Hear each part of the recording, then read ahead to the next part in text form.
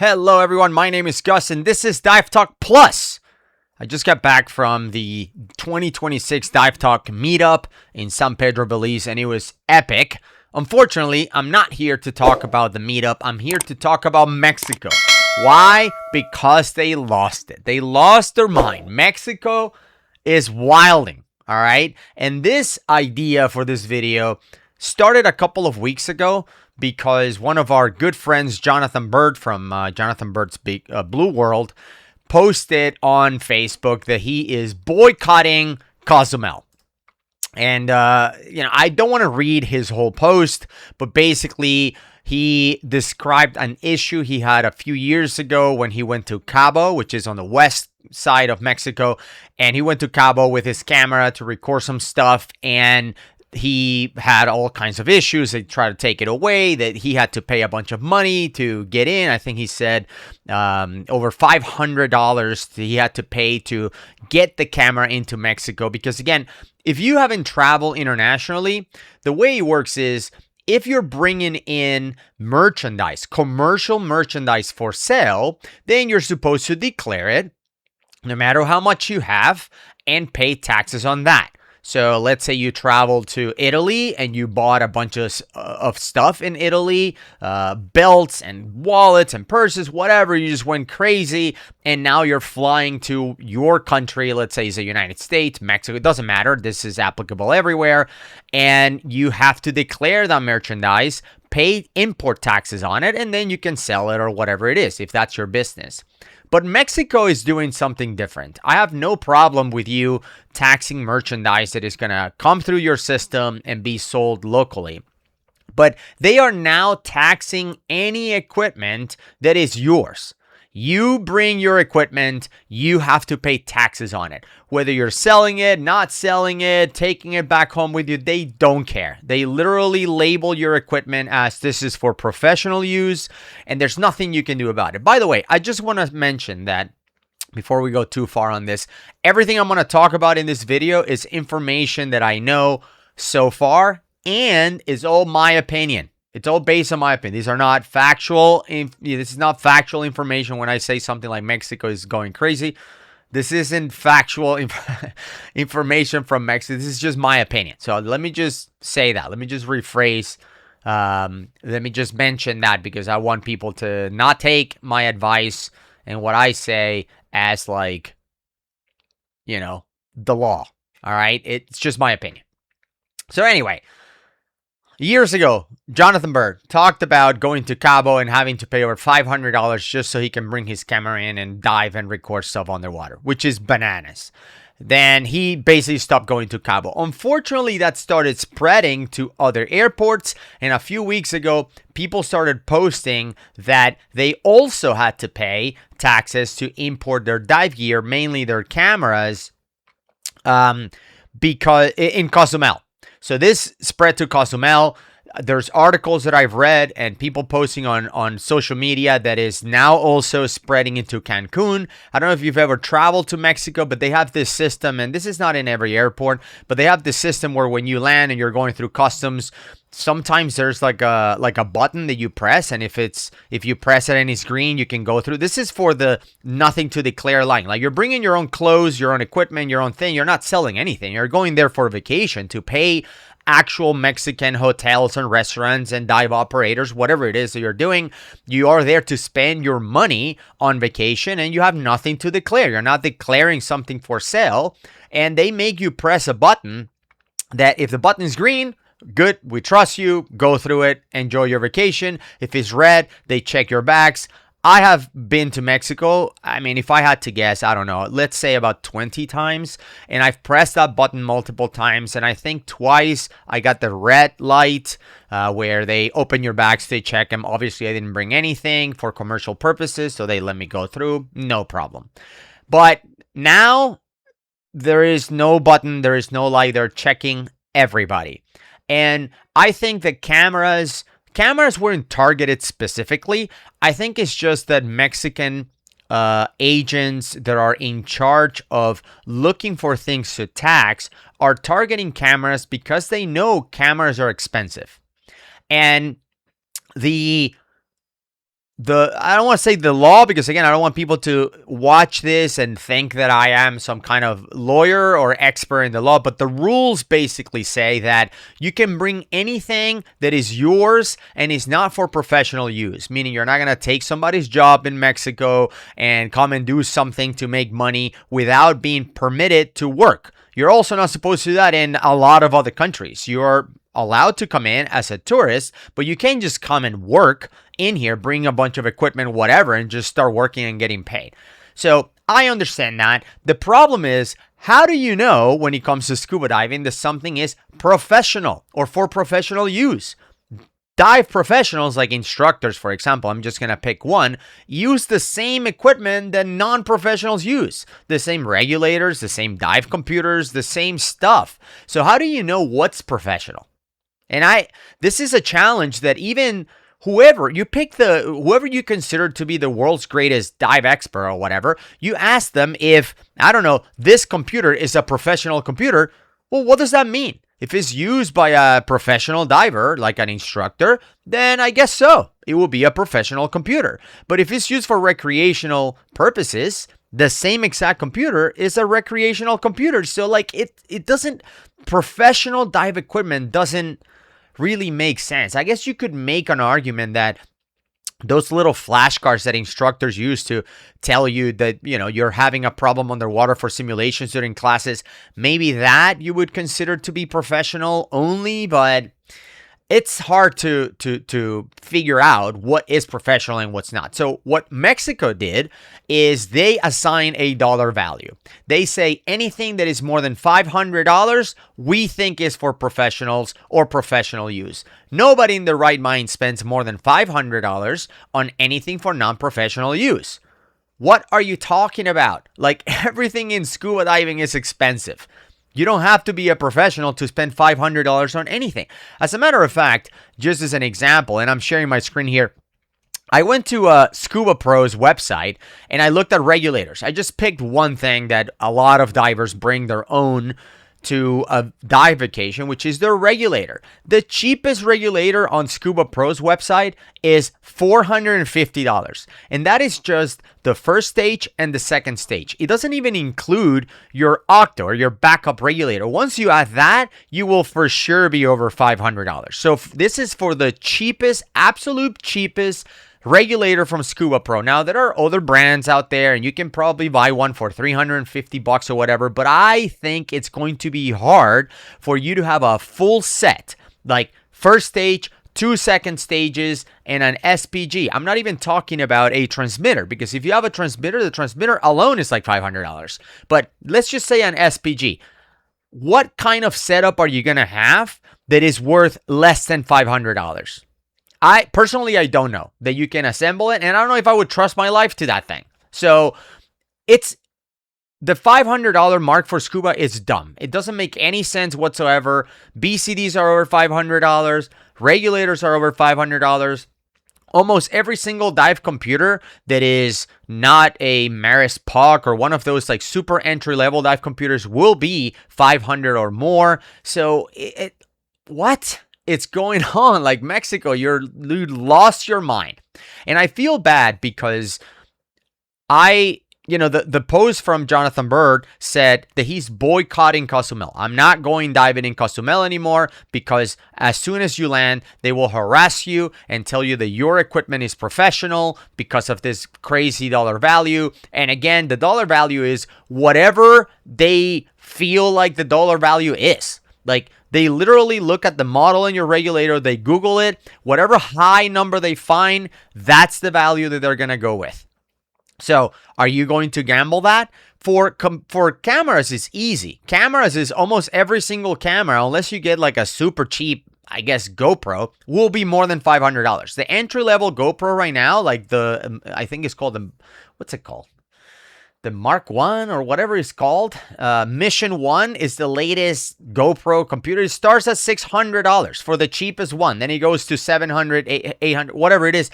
Like, it's dumb. It doesn't make any sense. So even for cameras, like I took as an example, I went to B&H which is where we buy all of our camera equipment. And I just Googled the camera that you're looking at right now. This is a Sony a7 III that I'm using to record.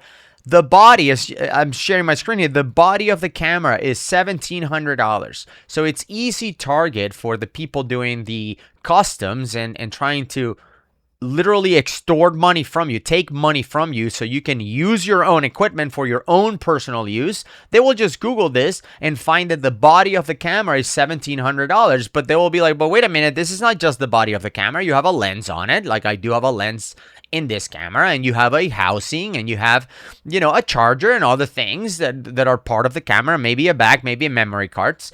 And so maybe this is a package. And if you go to a package like this one, you can see is $3,100. This doesn't even include the memory cards. So they can just basically put on some random value and say, I think your camera is worth $3,500. And if you have some of those naughty cam or whatever housings that are like thousands of dollars, they will Google that and they will figure out that maybe your housing is $2,000. So next thing you know, you have a $5,000 value on just your camera, not even your computer and your BCD and all that other stuff. And the tax rate, by the way, up to 19%. But let's just, to make it easy, 20%. Let's say they're taxing you 20% on $5,000. That's $1,000 that you're going to have to pay just to use your camera underwater. Or you can just leave it at the airport. And I don't know if they just take it away and make it disappear. I wouldn't be surprised. But let's just say you can pick it up on your way out. Let's just say you say, you know what? I'm not paying $1,000. I'd rather take no pictures whatsoever and just use my memory. I'm going to take photographic, you know, with my eyes. I'm going to remember that fish and that dolphin and that whatever you saw in the water. I'm not paying the money. I'm going to leave my camera here and pick it up on your way out. You know how governmental offices work, like all around the world? They're open like 2 days a week for 2 hours, and they take an hour and a half lunch break within those 2 hours. Is the most, and this is not just Mexico, this is everywhere. I grew up in South America, and it's the same thing. Government employees don't care. They couldn't care less. And there's actually people commenting on this that said, for example, hey, I did my homework, I put a value on my scuba equipment, and you can go online to the website for customs. This agency. Let me see if I can find it. Where is it? ANAM. It's the Mexican Customs Office, right? This ANAM, you can go to the website and there's a link there where you can pay taxes ahead of time. And you're like, that way I don't have to stand in line, have somebody Google this stuff. So I submit my receipts, I give them the value or whatever, and then I go ahead and pay. Well, there's posts in social media of people who did this, and once they landed and they showed that they have paid their stuff, they were like, yeah, you could be photoshopping that. We have no idea how to confirm that, because I guess they don't use computers, and you have to pay again. But don't worry, on your way out, if we can confirm that you in fact had paid before, we'll give you your money back. We'll give you a refund. Don't worry about it. And then you're flying on the way out, and the office is closed. And they only open from 11 a.m. to 11:02, and they're taking a lunch break in that. It's a disaster. This is going to kill dive tourism in Mexico.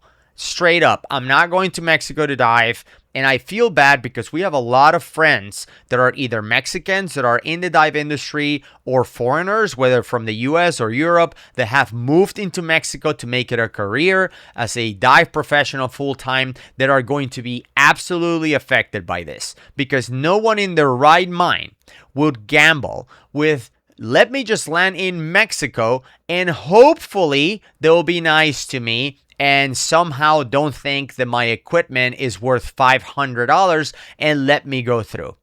That, good luck with that.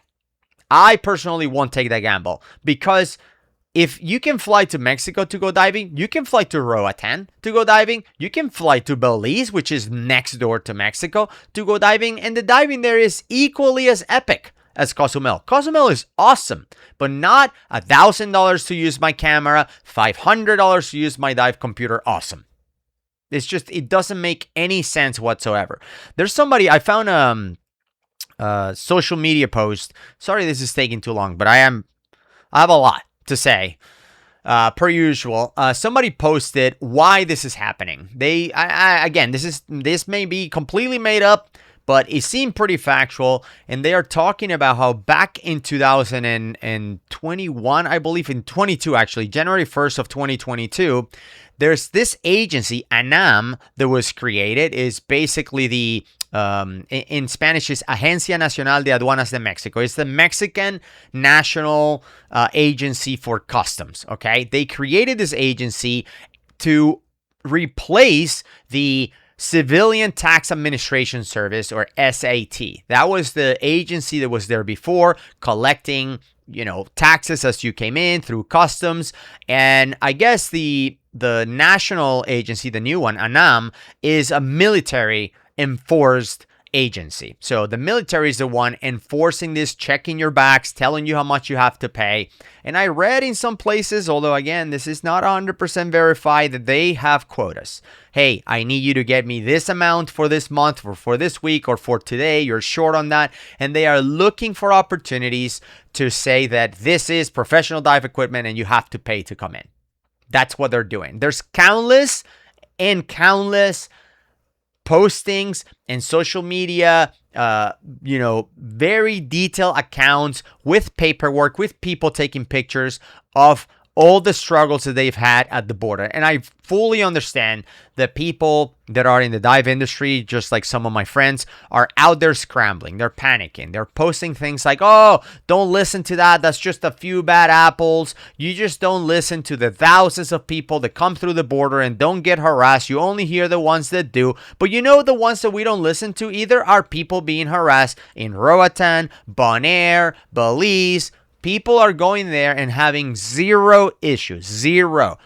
I just mentioned earlier, I came back from the Dive Talk meetup. There were nearly 120 divers at that meetup. I heard not one person that got stopped either at Belize City or San Pedro to have anything confiscated, taxed, or whatever. Like, no, you're declaring that, hey, I have no commercial merchandise. I'm coming to dive. I'm coming to spend money in your country. Are you cool with that? Yes. Okay, let me go through and then go back home a week later or whatever it is. So anyway, 2022, the agency was created. They started doing a transition from the SAT agency before to this ANAM agency, the new one that is military run. And basically by 2023 or so, the transition was complete and ANAM started taking over airports like Cozumel and Cancun and Cabo and all these other, airports, and basically going through everybody's luggage and determining if you have professional gear. They call this professional gear. Okay. So the problem with this, again, is that if you want your gear to slide under the radar so they don't think it's professional, there are literal instructional posts and maybe videos. I haven't looked if there are videos on this teaching you how to pack your gear in a way that makes it look like it's not professional. But why though? Why do I have to do that? I'm not bringing 20 cameras to sell. I'm bringing my one camera so I can take pictures and videos. And I found this page in English actually at the ANAM place, the customs agency, that talks about, here are the list of goods that we consider personal luggage. And one of those things is 2 personal sports equipment items, 4 fishing rods, 3 surfboards with or without sail and their accessories, trophies or awards. I guess people travel with trophies, but you can only have up to 2 trophies. More than 2 trophies and you're a professional apparently. And again, there is no mention of scuba or diving equipment anywhere in here. And some people say, look, if you come in and you tell them this is personal sports equipment, they will probably let you through. But again, if you got an agent that woke up on the wrong side of bed or that has a quota to hit, they will be like, well, when I look at our guidelines and our rules, I don't see dive equipment listed as personal sporting equipment. It's not on the list, and it's not. I checked the whole website. I searched for diving. I searched for diving in Spanish. I cannot find anything that talks about scuba diving. So I understand that all these local businesses and all these local professionals started putting pressure on their tourism office and being like, you got to stop this. You got to do something. You got to whatever. So I saw something that was pretty funny is the local tourism secretary, I think this is from Cozumel. It's actually from Quintana Roo, which is one of the, I guess, like a state or an area in Mexico that is a touristy area. That's where Cancun is and all that stuff. And they scrambled to put in an official information telling people that, hey, we listened to you and we're going to do something about this. And all my friends that are in Mexico, they were celebrating. Look, the government is doing something. Yeah, high five. High fives all around. Problem is, I can read Spanish, and I read this thing, and it's completely meaningless. It's actually worse, I feel, that not having anything. I mean, they came in and basically, and I'm not going to read the whole thing, but they said, hey, we listened to your concerns. We are going to do something about it, and the way we're going to tackle this is in two ways. Way number one, we're going to tell scuba divers, and they call it the scuba diving community. How are you doing that? Because I'm part of the scuba diving community. I didn't know that this was out until one of my friends who lives in Mexico and is a dive professional shared it. And again, was celebrating like this is some kind of big achievement. We're gonna tell the scuba diving community and companies that work in scuba diving about the requisites for people to bring their scuba diving equipment legally without having to pay taxes. Now this, I'm on a table for a second and tell you about, because it's bananas. There's a system in which you can do something like this. It's not for scuba diving, but they're trying to use it for scuba diving. And honestly, I don't know if it works. I don't even know if anybody has ever done it, but I'll tell you more in a second. The second thing they're going to do, in coordination with the local diving experts, so I guess the people that complained to this guy, his name is Bernardo, to release this communication, we're going to work with them and we're going to create a database, a list of equipment used for scuba diving. And I guess their mission is to, give it to the customs people. And so they have this database that when you come in to the country, you can show them, look, that Scuba Pro Mark 11 regulator is on your database, is for recreational, purposes, not for professional use. So let me through. So the idea is, as far as I can read, is yes, your stuff costs more than $500, but we will create this database that shows that even though it's more than $500, it's still just for personal use. So please don't tax me. That's what they're trying to do. Personally, I think this is a disaster waiting to happen. I think that somebody who is just trying to be difficult, who has a quota to hit, can always find a way to tell you that that is not the actual equipment. Like, yeah, it says Scuba Pro Mark 11, but the hose that you use is orange and it's supposed to come with black. That's definitely not the same. It's not in the database. Or, oh, you're using a necklace? You're using a long hose? Like, that doesn't make any... What's this SPG? Why is your SPG a different brand? Oh, you're using a different... That's not what comes with. Like, they can always make your life miserable to take money from you. I don't care what database you put together. And funny enough, I had an incident in Cozumel with one of these databases because we went there invited by the government in Cozumel to go and explore some cenotes and do some mapping and, do some work with cenotes in Cozumel and scientific work as well. And we were part of that. And we were bringing equipment. Part of that is my job was to document it from the audio and visual side. So I brought a drone. Well, it's the first thing they caught is there's a drone that's worth more than 500 and it's a professional thing. And luckily for us, everyone who went on that trip received a letter from the government that said basically any equipment this person brings is for a government project. So please let him through. I gave them the letter after they were adamant that I had to pay 20% of the value of the drone. They asked me if I had a receipt. Who travels around with receipts on everything you have? Nobody. I said, no, I don't have it. It's like a 1 or 2 year old drone at that point. It wasn't a brand new one. It's clearly used. And they didn't care. They went to Google. They found it. They said it's a $1,500 drone, whatever it was. I don't remember the value. And then I gave them the letter. They were like, okay, let me talk to my supervisor. That supervisor talked to another supervisor or whatever. Then they came back and it's like, actually, there's a loop on this one. We checked our database. And because the drone weighs less than this or it can fly higher than that, I don't remember what reason they used to basically justify me coming through without paying any taxes on it. But that's just not going to work. A database of stuff doesn't work. The first thing is, there's a company that comes up with a new piece of equipment like this one. There's a Halcyon Dive computer, just to name the first thing that was in my desk. You buy it brand new. It's not yet on the Mexican database because they don't keep up with it every day. You bring it to your trip in Cozumel because you want to test it. It's your brand new piece of equipment you just bought. It was just released. You're so excited. You owe 20% of the value of that thing because it's not on the database. It's nonsense. Absolute nonsense. Forget it. I'm not going to Mexico, and you shouldn't go either if you're going to go diving, because this is complete and absolute. It's a disaster. Like, it makes no sense. And what else? Oh, let's talk about number one, because I do want to come and revisit that. And I know this is going way too long, but there's this Carnet thing. This it's called the ATA Carnet.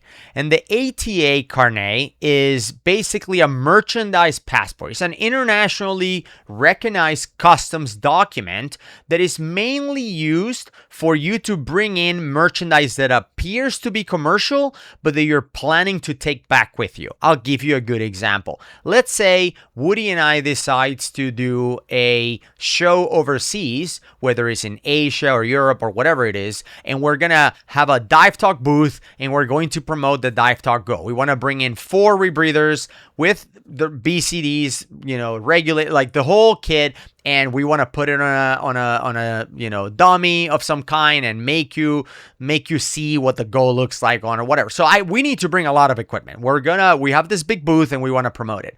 Okay.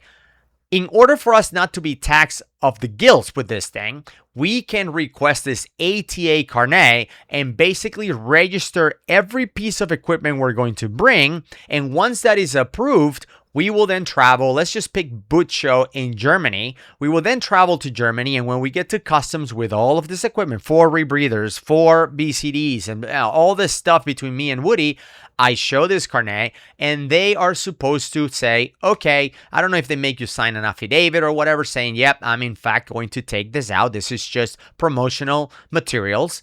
And then you can enter the country without paying customs or without paying taxes. And then you leave the country after your thing. So it's valid for a year when you apply for it. It says that it covers commercial samples, professional equipment like tools of the trade, which scuba, this is the one category where they're counting scuba as tools of the trade, and goods for fairs and exhibitions. When you apply for that, they give you this thing that is valid for 6 months, or otherwise is valid for a year.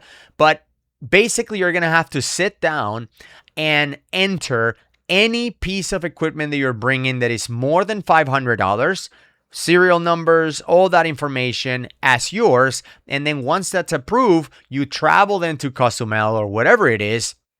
And once they stop you, because they will, and they will tell you have to pay, you will then show this Carnet, this ATA Carnet. And there's another one called Techro, but this is mainly for Taiwan, I think. And I went into a rabbit hole with this thing, reading about it. But you bring this ATA Carnet, and hopefully the person at the customs that you had that day, this military Mexican guy in Cozumel, accepts it. Hopefully. You can gamble with that if you want. I'm not. Because wherever else you don't need a Carnet and you can go diving and nobody will bother you, basically anywhere else in the Caribbean. You can go diving in St. Bart, no problem. Go to Bahamas, no problem. Jamaica, go for it. No problem. Only Mexico is doing this. Now, you could say, and maybe you can read comments below if people say, it's like, actually, there's always somebody who will say that the other countries also have the same rules. It's not just Mexico. No, only Mexico is enforcing them and pushing people that basically don't have receipts of everything they bring and expect them to somehow have them.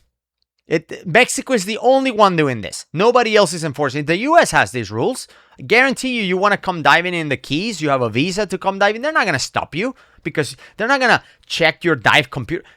It's either personal gear, you have a set of everything, you're going to go diving or not. Like, nobody's going to stop you. This is dumb. Only Mexico is doing this, and this is why you shouldn't go. But the funny part about it is, once again, this is available at 90 plus countries. They all take it. It's supposed to be an international thing and is valid for a year unless, and I found this. I wish I had it because I'm going to see if I can pull it somewhere. Oh, there it is. I'm going to just read this from their website, from where you apply for this Carnet thing.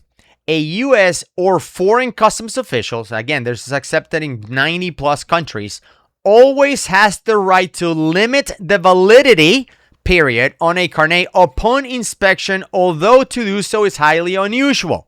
Well, apparently it's not highly unusual in Mexico.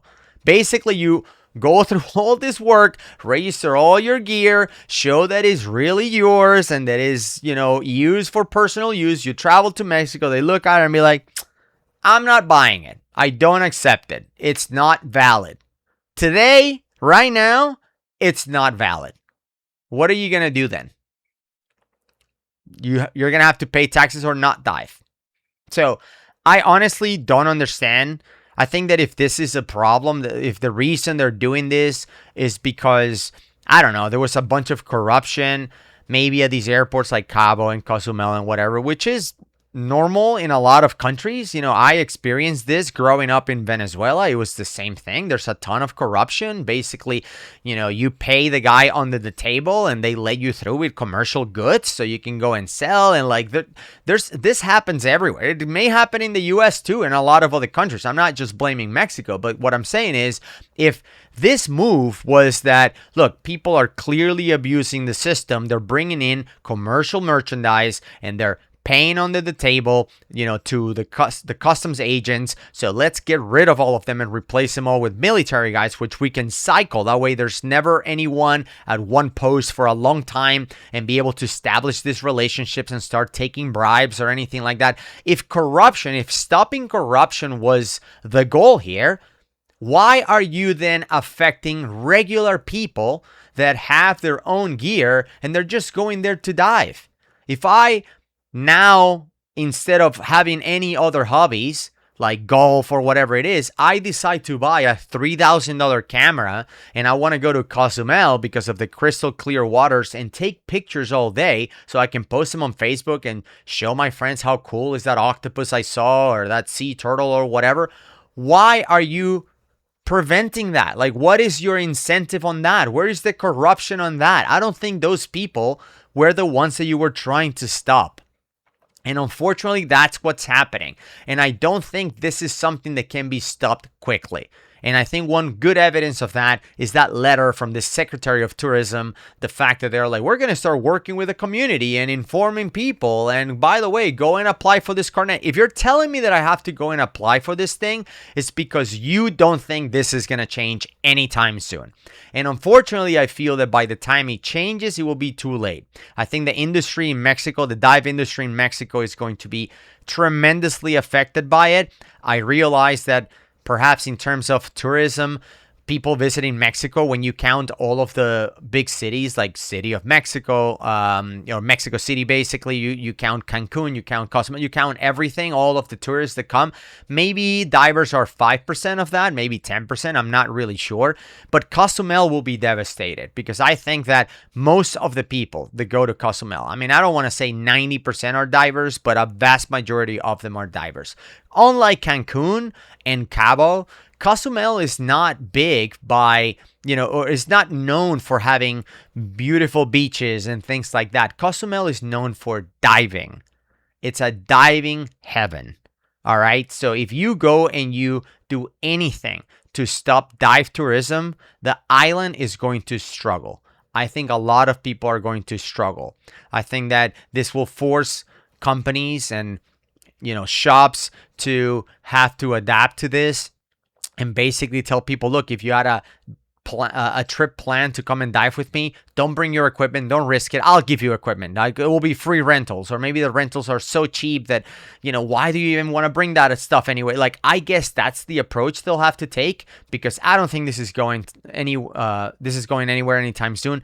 And my worry is that by the time it goes away, because I think eventually the pain is going to be enough that they're going to have to get rid of it, it's going to be too late. A lot of companies will be out of business. A lot of operators will have gone, and it just doesn't make any sense. For now, I agree with our friend Jonathan Bird. If you're a diver, stay away from Cozumel and the rest of Mexico for that matter. Don't gamble it.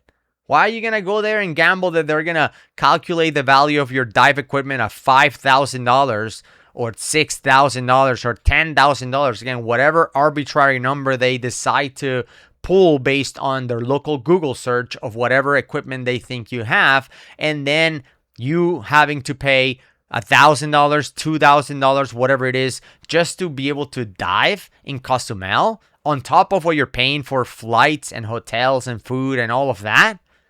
Like, what? Go to Bonaire. Nobody's going to stop you in Bonaire. I mean, imagine if Bonaire decided to do this and stop all their dive tourism. The island will collapse. It will absolutely collapse. So most of the tourists that go to Bonaire are going there because Bonaire is a diver's paradise. So this doesn't make any sense. Mexico lost their mind. I have no idea what's going on. And anyone who says, don't worry, it's not a big deal, you should keep coming to Mexico, is delusional. Because this is not happening anywhere else. I cannot find any other country where people are having this number of bad experiences over the last few weeks. They're cracking down on this, and they're shooting themselves in the foot. So that's how I feel about it. Once again, sorry about the long video, but I really wanted to drive down my point, which is, again, my opinion. Don't go to Mexico if you're a diver. I guess they're going to just continue to appeal to the teenagers that are looking to get drunk over, spring break, summer break, whatever it is, because divers are going to stay away. And that's a huge shame, because I love Mexico and I love diving in Mexico. This is a big problem. If you enjoy hearing my opinion, based on information that we know, perhaps by the time you're watching this, none of this is applicable. All of this stuff is gone and there's no problems. They're actually paying people to come and dive in Mexico now at the airport. If that's the case, awesome. But if you like to hear my opinion, please subscribe to Dive Talk Plus, where, I don't know, a couple months ago, I did a show about the people who died at the cave in the Maldives, the 5 Italian tourists, plus the guy that then tried to go and pull the bodies out.